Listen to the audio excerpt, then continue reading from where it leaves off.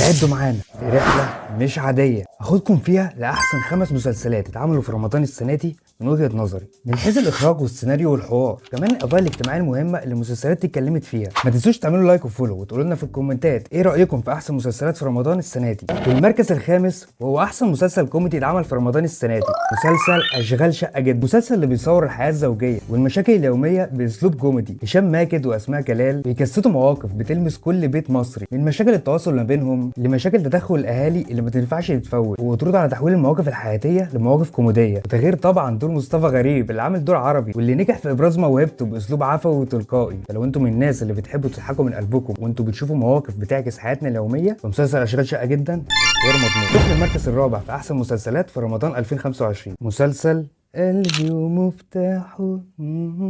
قلبي ومفتاحه. المسلسل نجح في طرح قضايا اجتماعية مهمة بأسلوب سهل وسلس، وسلط الضوء على مشاكل العلاقات الزوجية ومشاكل الحب.